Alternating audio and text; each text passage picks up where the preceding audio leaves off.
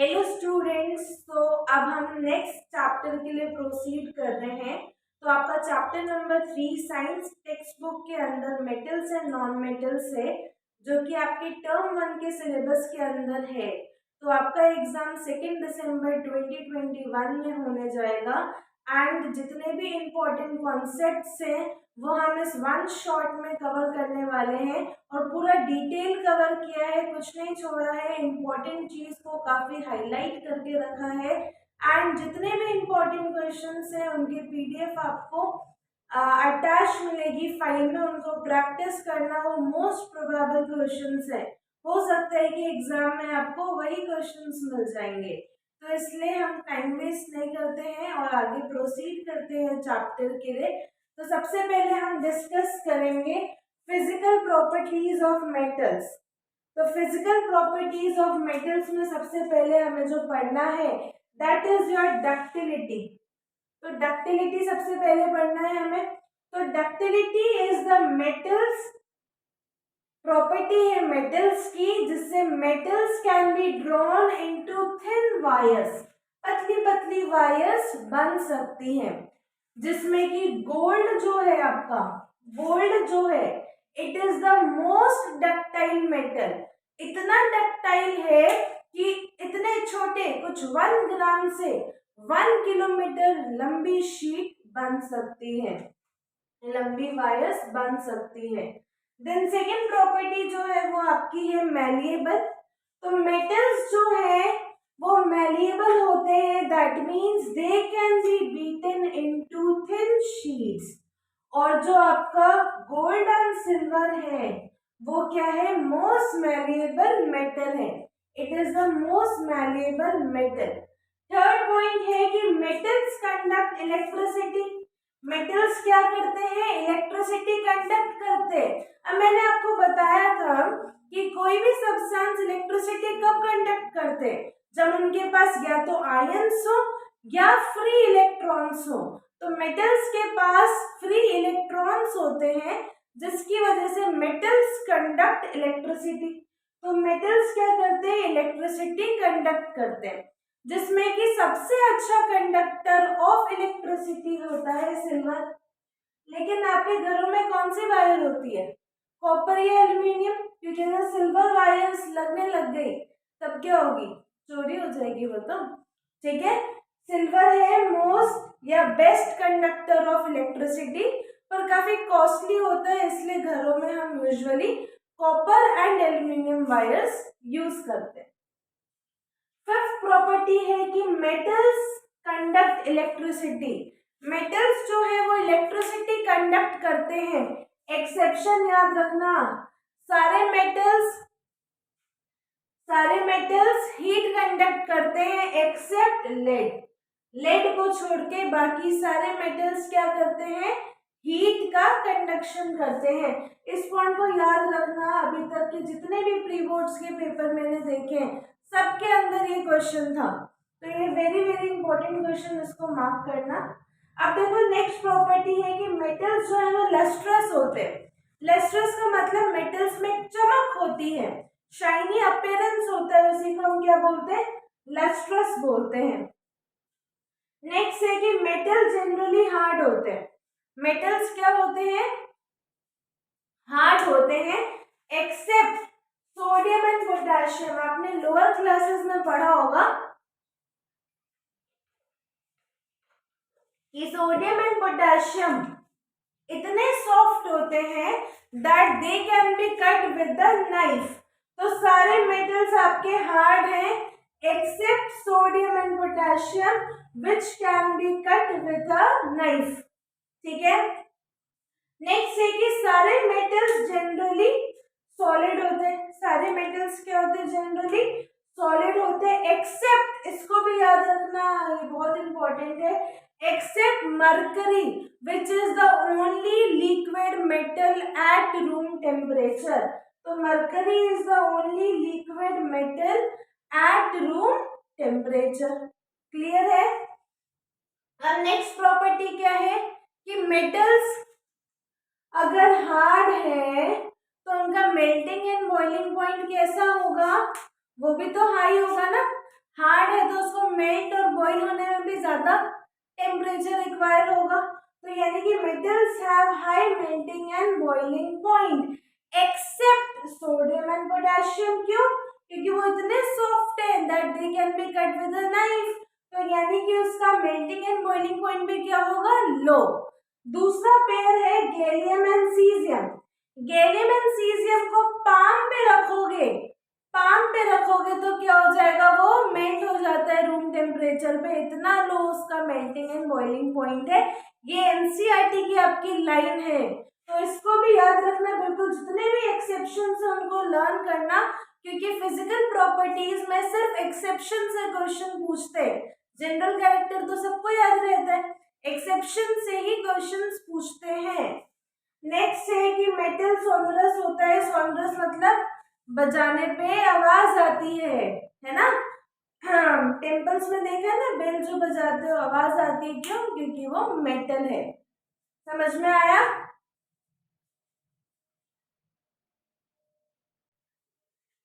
अब देखो, अब हमें पढ़ना है physical properties of non metal. तो देखो, नॉन मेटल्स ना ही मैलिएबल है ना ही डक्टाइल है। उनको अगर हथौड़े से मारो तो टूट जाते हैं, यानी कि दे आर ब्रिटल। ब्रिटल का मतलब है कि अगर आप हैमर से मारो उसको तो वो टूट जाते हैं। यानी कि non metals are neither malleable not ductile, they are brittle. वो क्या होते हैं? ब्रिटल होते हैं। ठीक है, यानी कि टूट जाते हैं हथौड़े से मारने पर। सेकेंड प्रॉपर्टी है non metals do not conduct heat and electricity. Non metals heat and electricity conduct नहीं करते क्योंकि उनके पास फ्री आयंस या फ्री इलेक्ट्रॉन्स नहीं होते। लेकिन graphite being a non metal, graphite क्या है? एलोट्रोप ऑफ कार्बन, और कार्बन क्या है? नॉन मेटल है।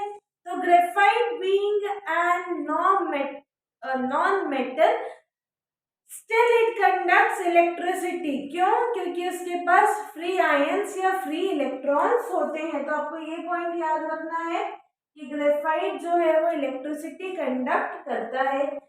देन नेक्स्ट प्रॉपर्टी है कि non metals are non lustrous, यानी कि नॉन मेटल्स में चमक नहीं होती एक्सेप्ट आयोडीन जो कि चमकता है। तो आयोडीन क्या है? लस्ट्रस है नॉन मेटल, होना चाहिए था नॉन लस्ट्रस, पर वो लस्ट्रस होता है, यानी आयोडीन में चमक होती है। नेक्स्ट है कि सारे नॉन मेटल्स वीक होते हैं, सॉफ्ट होते हैं, वीक होते हैं, सॉफ्ट होते हैं, एक्सेप्ट डायमंड। डायमंड को छोड़ के, जो कि एलोट्रोप ऑफ कार्बन है, again it is a non metal, but उसके बावजूद it is strong and not soft, है ना? Strong and hard. तो डायमंड फिफ्थ प्रॉपर। हाँ, एक और चीज याद रखना, diamond is the hardest substance known till now. अभी तक जितने भी सब्सटेंस है उसमें डायमंड जो है वो क्या है? हार्डेस्ट है। ठीक है, अब नेक्स्ट पॉइंट है non metals have a low melting and boiling point. क्यों? क्योंकि वीक होते, सॉफ्ट होते, एक्सेप्ट डायमंड। क्यों? क्योंकि वो क्या है? स्ट्रॉन्ग है, हार्ड है। तो मेल्टिंग एंड बॉइलिंग पॉइंट भी क्या होगा? हाई होगा। तो except diamond, except diamond. Next है कि नॉन मेटल सॉलिड भी होते हैं, लिक्विड भी होते हैं और गैस भी होते हैं। लेकिन लिक्विड में सिर्फ एक ब्रोमीन होता है नॉन मेटल, जो कि लिक्विड होता है। ठीक है, समझ में आया? तो आपको एग्जाम में पूछते हैं कि which of the following metal and non metal are liquid at room temperature. तो मेटल में हमने अभी पढ़ा था कि मरकरी क्या है? लिक्विड है eight room temperature being a metal, और ब्रोमीन क्या है? Liquid at room temperature being a non metal. हाँ, फिर है नॉन मेटल्स या नॉन सोनरस, बजाते रहो कोई आवाज नहीं आएगी। ठीक है, समझ में आया? तो ये सारी प्रॉपर्टीज थी आपकी नॉन मेटल्स की। जितने भी एक्सेप्शन पॉइंट है उनको याद रखना, क्योंकि एक्सेप्शन से क्वेश्चन पूछते हैं ना कि जनरल प्रॉपर्टी से। ठीक है, समझ में आया? अब हम नेक्स्ट डिस्कस करेंगे chemical properties of metals and non metals.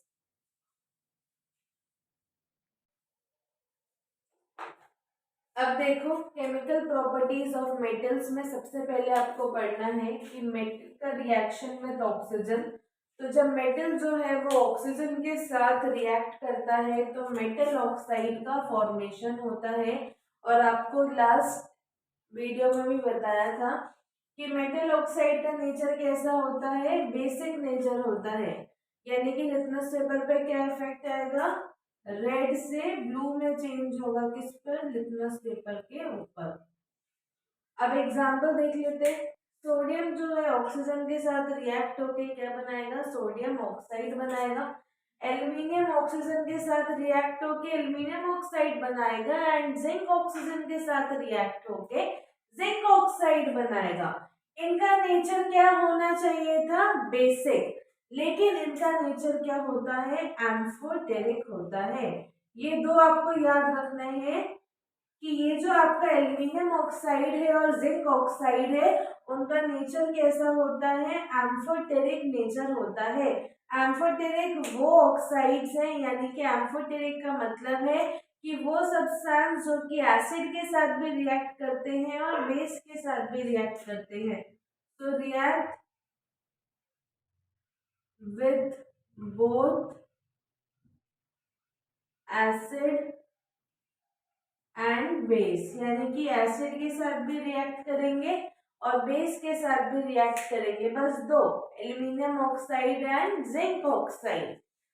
अब सेकेंड प्रॉपर्टी जो है केमिकल प्रॉपर्टी ऑफ मेटल्स।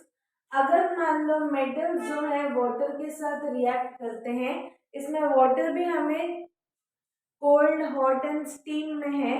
अगर मान लो कि हॉट एंड कोल्ड वाटर है तो मेटल अगर हॉट एंड कोल्ड वाटर के साथ रिएक्ट करता है तो मेटल हाइड्रोक्साइड मिलता है एंड हाइड्रोजन गैस रिलीज होती है। लेकिन मान लो अगर मेटल जो है वो स्टीम के साथ रिएक्ट हो जाए तो metal oxide and H2 gas मिलती है। इसको आपको रिमेम्बर करना है, लर्न करना है, ठीक है। अब कुछ एग्जांपल्स देख लेते हैं। कोल्ड वाटर के साथ sodium, potassium and calcium react करते हैं क्योंकि सोडियम, पोटेशियम एंड कैल्शियम इतने ज्यादा रिएक्टिव हैं कि ठंडा पानी दे दो फटाफट रिएक्शन करके NaOH, KOH and CaOH2 respectively का फॉर्मेशन देंगे। लेकिन यहाँ पे magnesium is the only metal which reacts with hot water as well as steam. यानी कि मैग्नीशियम जो है वो हॉट वाटर के साथ भी रिएक्ट करता है एंड स्टीम के साथ भी रिएक्ट करता है। अगर हॉट वाटर के साथ कर रहा है तो मैग्नीशियम हाइड्रोक्साइड दे रहा है और अगर स्टीम के साथ रिएक्ट कर रहा है तो मैग्नीशियम ऑक्साइड का फॉर्मेशन दे रहा है। तो magnesium is the only metal which reacts with hot water as well as steam. समझ में आया? अब देखो एल्यूमिनियम, आयरन एंड जिंक जो है वो सिर्फ स्टीम के साथ रिएक्ट करता है और अगर स्टीम के साथ रिएक्ट करता है तो क्या देगा, मेटल ऑक्साइड देगा। तो एल्यूमिनियम जो है वो स्टीम के साथ रिएक्ट होगा तो एल्यूमिनियम ऑक्साइड देगा। आयरन जब स्टीम के साथ रिएक्ट होगा तो आयरन ऑक्साइड देगा। याद रखना ये आयरन Fe3O4 यानी ये जो आयरन है वो 3 वैलेंसी वाला है, ये याद रखना। ये रिएक्शन मैंने किसी प्री बोर्ड में देखा था किसी स्कूल के, तो इसमें इंपॉर्टेंट मार्क कर लेना। और जिंक भी जब स्टीम के साथ रिएक्ट करता है तो zinc oxide plus H2 gas release करता है।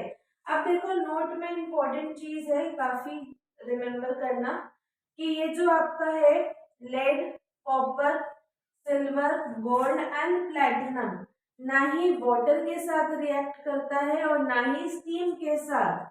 अब देखो रीजन क्या होता है कि रिएक्टिविटी सीरीज हम आगे बढ़ेंगे। रिएक्टिविटी सीरीज में जो भी एलिमेंट्स या जो भी मेटल्स हाइड्रोजन से नीचे होते हैं उनको लेस रिएक्टिव मानते हैं और लेस रिएक्टिव कभी भी मोर रिएक्टिव को डिस्प्लेस नहीं कर पाता अपने सोल्यूशन में। इसलिए ये जितने भी 5 एलिमेंट्स है या मेटल्स है वो जो है वाटर के साथ कोई रिएक्शन नहीं देते, ठीक है। याद रखना इसको। कॉपर में यूजुअली ऐसे पूछते हैं एग्जाम में कि कॉपर प्लस वाटर क्या होगा, तो आपको यहाँ पे लिखना होगा नो रिएक्शन।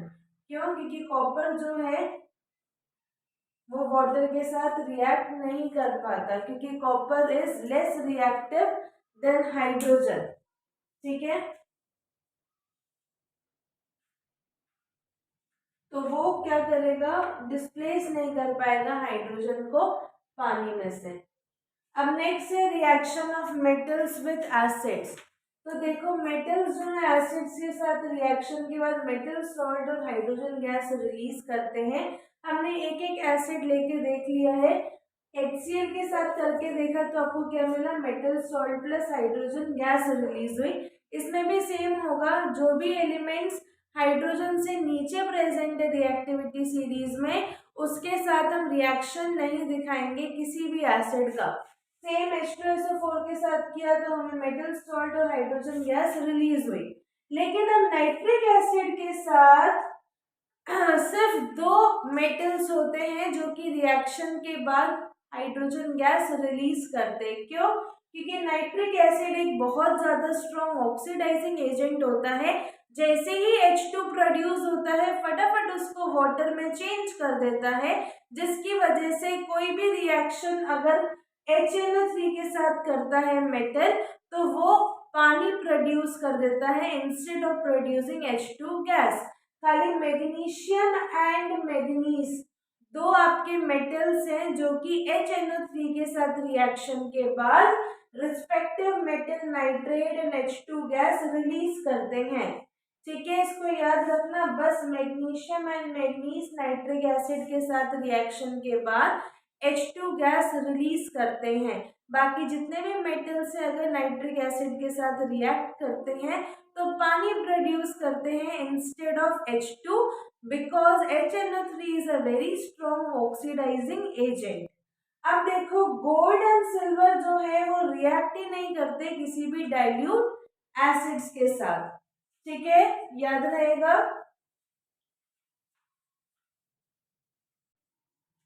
अब देखो नेक्स्ट है एक्वा रीजिया।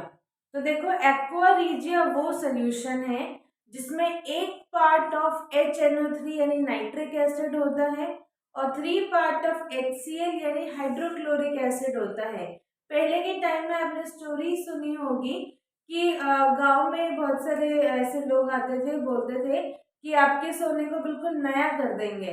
तो वो क्या करते थे कि एक्वा रीजिया में गोल्ड या प्लैटिनम के जो भी ऑर्नामेंट्स हैं, ज्वेलरी है, उसको डाल देते थे और उसके बदले नकली दे देते थे। तो कहते थे जादू हो गया, वो बिल्कुल साफ हो गया, और उसके बदले असली वाला लेके चले जाते थे। तो स्टार्टिंग में काफी लोगों ने काफी मिसयूज किया था किसका, एक्वा रीजिया का। और अभी भी अगर आप जाते हो, जैसे कई बार सोना हल्का सा खराब हो जाता है तो देखा होगा मम्मा सोने का पानी चढ़ाने जाती है, सोने का पानी नहीं होता, वो क्या होता है, एक्वा रीजिया होता है।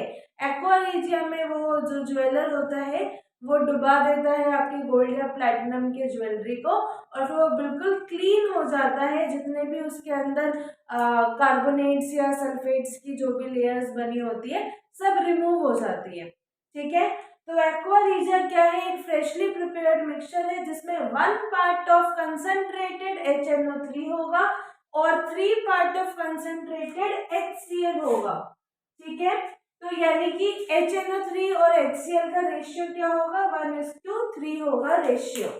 अब देखो गोल्ड एंड प्लैटिनम ऐसे जो किसी के साथ रिएक्ट नहीं करते वो तक डिसॉल्व हो जाते हैं एक्वा रीजिया में। ठीक है, अब देखो रिएक्टिविटी सीरीज क्या होती है, arrangement of metals in vertical column. Vertical column में हमने अरेंज किया इन डिक्रीजिंग रिएक्टिविटी, इसको याद रखना, डिक्रीजिंग रिएक्टिविटी के ऑर्डर में हमने अरेंज किया किसको, मेटल्स को। तो रिएक्टिविटी सीरीज लर्न करना, क्योंकि कुछ भी पूछ सकते है ना, एग्जाम में कुछ भी पूछ सकते, तो इसलिए रिएक्टिविटी सीरीज को बिल्कुल याद रखना। तो सबसे ऊपर होता है आपका potassium, then sodium, calcium, magnesium, aluminium, zinc, iron, tin, lead, then comes hydrogen, then copper, mercury, silver, gold and platinum. ठीक है, तो देखो हाइड्रोजन से ऊपर, हाइड्रोजन से ऊपर जितने भी हैं सब क्या है, रिएक्टिव है ज्यादा हाइड्रोजन से, they are more reactive than hydrogen. तो अगर किसी भी मेटल से कोई भी ऊपर है तो वो मोर रिएक्टिव होता है, और हाइड्रोजन के नीचे जितने भी है वो लेस रिएक्टिव है, ठीक है। और हमेशा मोर रिएक्टिव ही लेस रिएक्टिव को डिस्प्लेस करता है ना। हट्टा कट्टा इंसान है तो पतले को धक्का मारेगा, तो मोर रिएक्टिव क्या करता है, लेस रिएक्टिव को डिस्प्लेस कर देता है।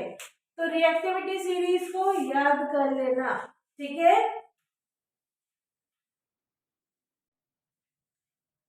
अब देखो फोर्थ प्रॉपर्टीज है मेटल की। तो देखो reaction of metals with salt solution.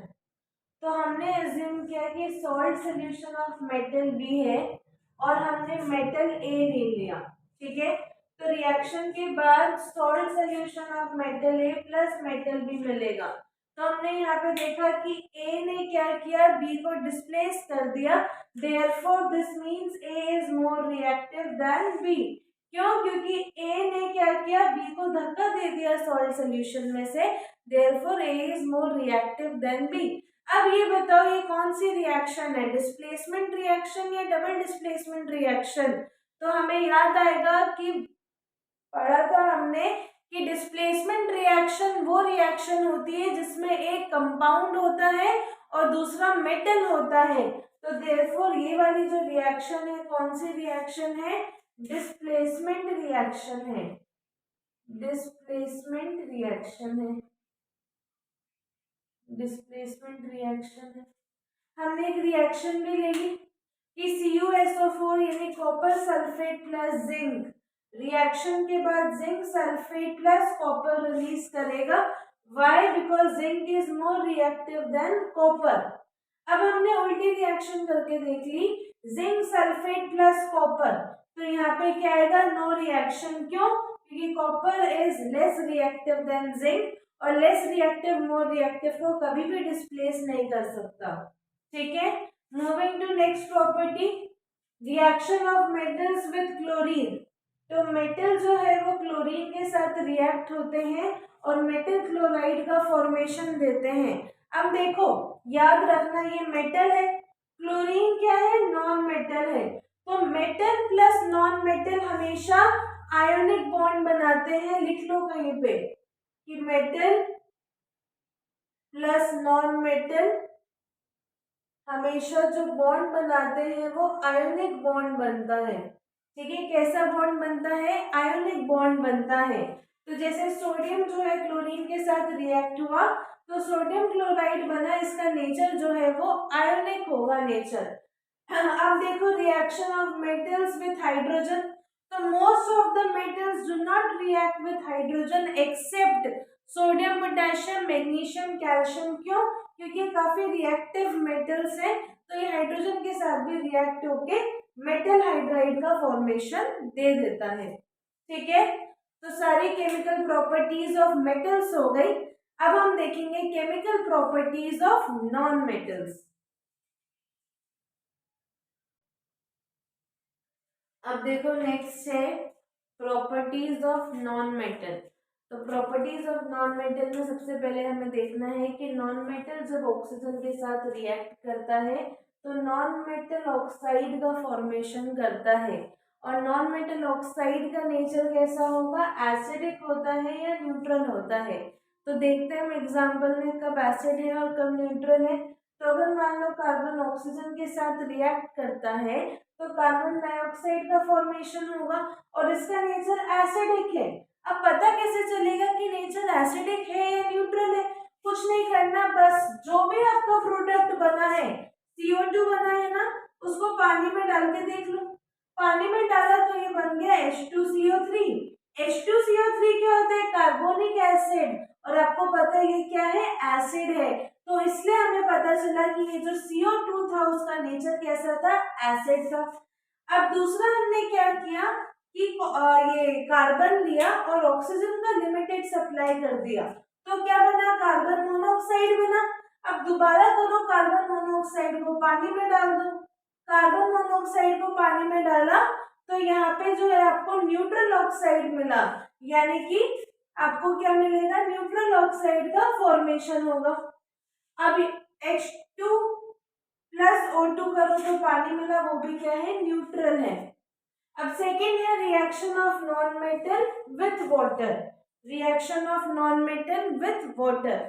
तो देखो नॉन मेटल जो है वो वाटर के साथ कोई रिएक्शन नहीं करते।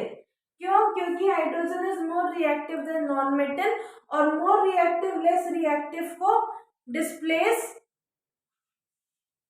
ये नॉन मेटल जो है वो हाइड्रोजन को डिस्प्लेस नहीं कर पाएगा। क्यों? क्योंकि non metal is less reactive than hydrogen.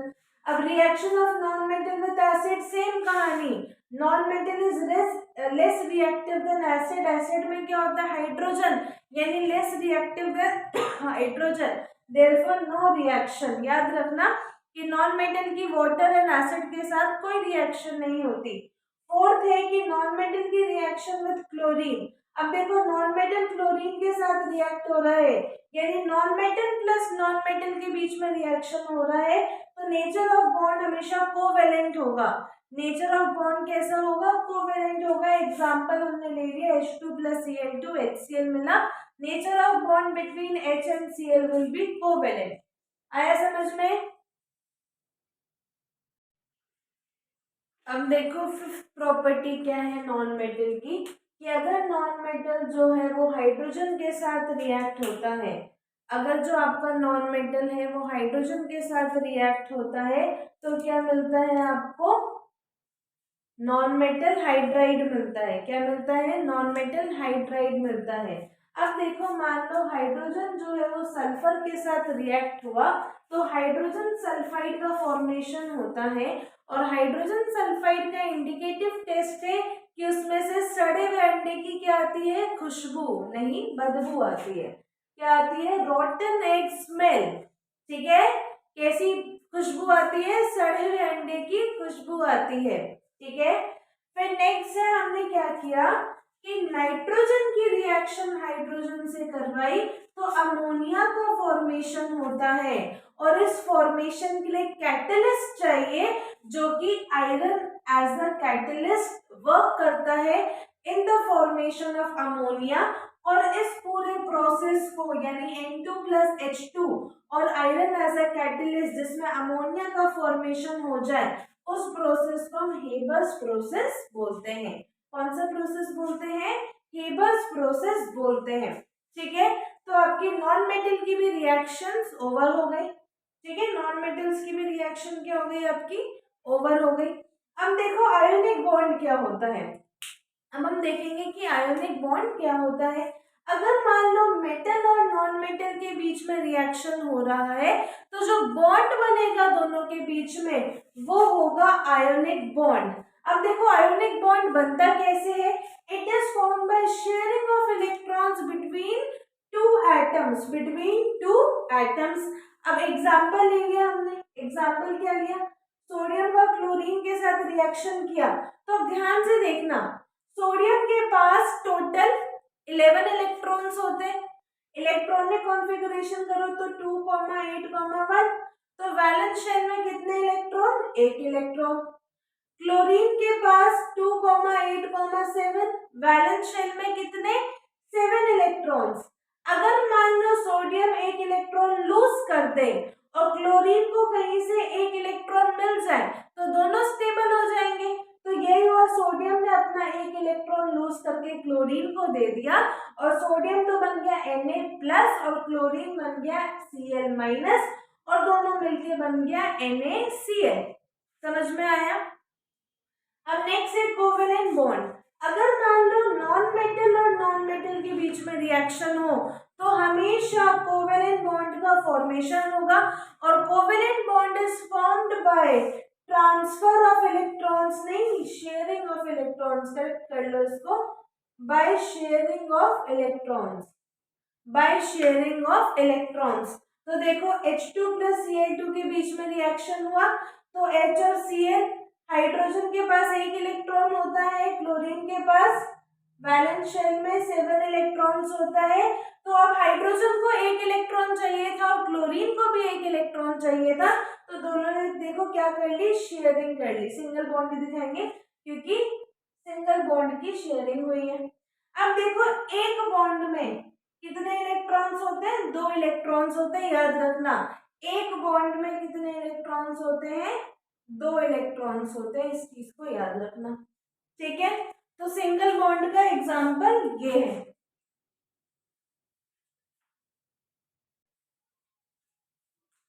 अब देखो हमने कोवेलेंट बॉन्ड में सिंगल बॉन्ड पढ़ लिया। अब थोड़ा देखो डबल बॉन्ड देखते हैं, थोड़ा सा देखेंगे। डबल बॉन्ड, देखो डबल बॉन्ड का एग्जांपल होता है C2H4, जिसको हम बोलते हैं एथीन। ठीक है, जिसको हम बोलते हैं एथीन। अब देखो इसका स्ट्रक्चर देखना बहुत आराम से कैसे डबल बॉन्ड हो रहा है। ठीक है, कार्बन के पास कितने इलेक्ट्रॉन्स हैं, 4 इलेक्ट्रॉन्स है, तो लगा दो 4 इलेक्ट्रॉन्स। दूसरा कार्बन भी लगा दो, उसके भी 4 इलेक्ट्रॉन्स, बैलेंस शेल में 4 इलेक्ट्रॉन्स होते हैं। अब देखो आपको बोला है 4 हाइड्रोजन, तो 2 हाइड्रोजन इधर लगा दो और 2 हाइड्रोजन इधर लगा दो। अब देखो इनके बीच में डबल बॉन्ड हो रहा है 2 कार्बन के बीच में, और हाइड्रोजन सिंगली लगा दो, हाइड्रोजन सिंगली लगा दो। अब देखो कार्बन के पास 8 इलेक्ट्रॉन होना चाहिए, तो इस कार्बन को अगर आप देखोगे तो इसके पास कितने हैं, 1 2 3 4 5 6 7 8। तो देखो इस वाले कार्बन के पास 8 इलेक्ट्रॉन्स है। अब इस वाले कार्बन के पास देखो तो इसके पास भी 8 है, काउंट कर लेना। हाइड्रोजन को तो 2 चाहिए इलेक्ट्रॉन, तो ये देखो हाइड्रोजन के पास 2 इलेक्ट्रॉन, इसके पास भी 2, इसके पास भी 2 और इसके पास भी 2। तो अगर आपके पास है डबल बॉन्ड के लिए तो ethene will be the answer. एक और होता है कार्बन डाइऑक्साइड। देखो कार्बन डाइऑक्साइड का स्ट्रक्चर, कार्बन के पास कितने होने चाहिए, 4 इलेक्ट्रॉन्स, 2 ऑक्सीजन लगा दो आसपास। ऑक्सीजन के पास 6 इलेक्ट्रॉन्स होते हैं बैलेंस शेल में, 6 इलेक्ट्रॉन्स लगा दो। ये देखो बॉन्ड बना। कार्बन के पास 8 होने चाहिए, डाल दो। ऑक्सीजन के पास भी 8 होने चाहिए, तो 1 2 3 4 5 6 7 8, 8 इसके भी हो गए और 8 इस वाले के भी हो गए।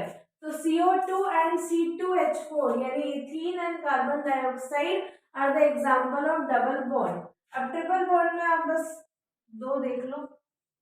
ट्रिपल बॉन्ड याद रखना, C2H2 जिसको हम बोलते हैं इथाइन, ये भी एग्जांपल है किसका, ट्रिपल बॉन्ड का। देखो इसका, हाँ 4 इलेक्ट्रॉन्स होते हैं बैलेंस शेल में कार्बन के, दूसरे वाले के भी 4 डाल दो, एक हाइड्रोजन इधर एक हाइड्रोजन इधर। ये देखो कैसे बॉन्ड बन रहा है, दिखा कैसे बॉन्ड बना। तो 2 कार्बन के बीच में ट्रिपल बॉन्ड है, तो देखो ये 8 इलेक्ट्रॉन्स कंप्लीट हो गए, 8 इलेक्ट्रॉन्स कंप्लीट हो गए इसके।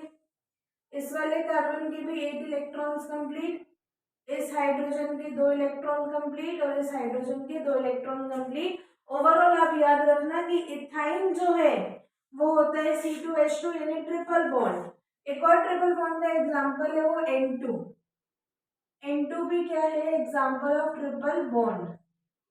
ऐसे होता है N2 का स्ट्रक्चर, ये भी एग्जांपल है किसका, ट्रिपल बॉन्ड का, N2। ठीक है, समझ में आया। अब देखो लास्ट टॉपिक इस चैप्टर का, मालूम होना चाहिए आपको आयोनिक कंपाउंड्स और कोवेलेंट कंपाउंड्स का डिफरेंस। कई बार असर्शन रीजन में देते हैं या एमसीक्यू, तो बहुत अच्छे से फ्रेम होगा इसका। ठीक है, आपको कंपाउंड्स देके पूछते हैं कैरेक्टरिस्टिक, तो इसलिए आराम से बिल्कुल ध्यान से देखना। अब देखो आयोनिक कंपाउंड्स वो होते हैं काफी सॉलिड होते हैं, यानी कि क्रिस्टलाइन सॉलिड होते हैं। तो अब कोई चीज सॉलिड है तो उसका मेल्टिंग एंड बॉइलिंग पॉइंट क्या होगा, हाई होगा। High melting and boiling point होगा तो इवेपोरेट होने की टेंडेंसी क्या होगी, लो होगी। तो यानी कि जो सब्सटेंस इवेपोरेट नहीं हो पाते उनको हम बोलते दे आर नॉन वोलेटाइल। तो यानी कि आयोनिक कंपाउंड्स कैसे हैं, नॉन वोलेटाइल नेचर के हैं। अब देखो आयंस प्रेजेंट है तो इलेक्ट्रिसिटी कंडक्ट करेगा और वो पानी में सोल्यूबल है, लेकिन insoluble in organic solvents. Organic solvents में क्या है, घुलते नहीं है। कौन, आयोनिक कंपाउंड, ये सिर्फ पानी में घुलते हैं। अब देखो कोवेलेंट कंपाउंड्स, कोवेलेंट कंपाउंड्स जो है यूजुअली लिक्विड और गैस होते हैं, बहुत कम सॉलिड्स होते हैं। ठीक है। अब कोई चीज अगर लिक्विड और गैस है तो उसके बीच का बॉन्ड कैसा होगा, वीक होगा। बॉन्ड वीक होगा तो मेल्टिंग एंड बॉइलिंग पॉइंट कैसा होगा, लो होगा। और मेल्टिंग एंड बॉइलिंग पॉइंट लो होगा तो इवेपोरेट होने की टेंडेंसी क्या होगी, हाई होगी। Therefore covalent compounds are volatile in nature, volatile in nature, ठीक है, and have low melting and boiling point. फिर थर्ड प्रॉपर्टी, इसके पास कोई फ्री आयंस, फ्री इलेक्ट्रॉन्स नहीं है, therefore they do not conduct electricity. Fourth point है कि they are soluble in organic solvents and insoluble in water. Water में नहीं घुलते, ऑर्गेनिक सॉल्वेंट्स में घुलते हैं। तो ये कैरेक्टरिस्टिक प्रॉपर्टीज है आयोनिक एंड कोवेलेंट की, इनको बिल्कुल अच्छे से लर्न करना। चैप्टर फिनिश हो गया। जितने भी कॉन्सेप्ट्स पढ़े उनको बार बार रिवाइज करना, ठीक है। और क्वेश्चंस जो है आपको पीडीएफ में अटैच मिलेंगे, उनको प्रैक्टिस करना, इतना सफिशिएंट रहेगा 2 दिसंबर 2021 टर्म 1 साइंस के एग्जाम के लिए। Wishing you all the very best. अच्छे से प्रिपेयर करना एंड लाइक शेयर सब्सक्राइब करना अपने फ्रेंड्स को, उनको भी बेनिफिट होगा और आपको फर्दर जितनी भी वीडियोस है वो नोटिफाई हो जाएंगी। Okay, so thank you for watching the video.